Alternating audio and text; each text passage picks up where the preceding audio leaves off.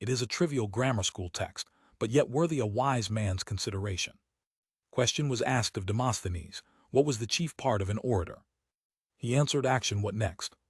Action. What next again? Action. He said it that knew it best, and had by nature himself no advantage in that he commended. A strange thing that that part of an orator which is but superficial, and rather the virtue of a player, should be placed so high, above those other noble parts, of invention, elocution, and the rest, nay, almost alone, as if it were all in all. But the reason is plain. There is in human nature generally more of the fool than of the wise, and therefore those faculties, by which the foolish part of men's minds is taken, are most potent. Wonderful like is the case of boldness in civil business. What first? Boldness. What second and third? Boldness. And yet boldness is a child of ignorance and baseness, far inferior to other parts. But nevertheless it doth fascinate and bind hand and foot, those that are either shallow in judgment or weak in courage, which are the greatest part, yea, and prevaileth with wise men at weak time.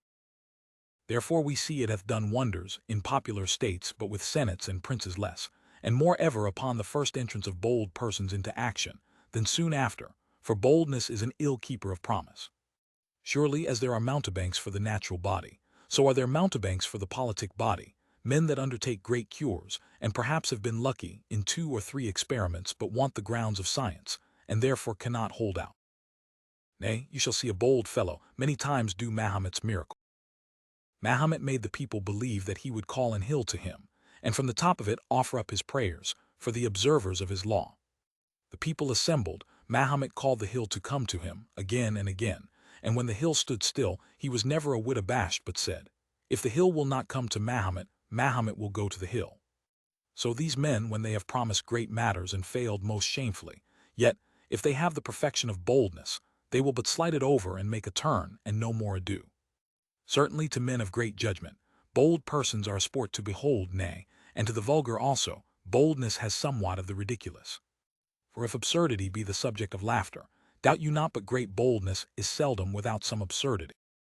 Especially it is a sport to see when a bold fellow is out of countenance, for that puts his face into a most shrunken and wooden posture, as needs it must, for in bashfulness the spirits do a little go and come, but with bold men upon like occasion, they stand at a stay like a stale at chess, where it is no mate, but yet the game cannot stir. But this last were fitter for a satire than for a serious observation. This is well to be weighed, that boldness is ever blind, for it seeth not danger and inconveniences. Therefore it is ill in counsel, good in execution, so that the right use of bold persons is, that they never command in chief but be seconds, and under the direction of others. For in counsel it is good to see dangers, and in execution not to see them except they be very great.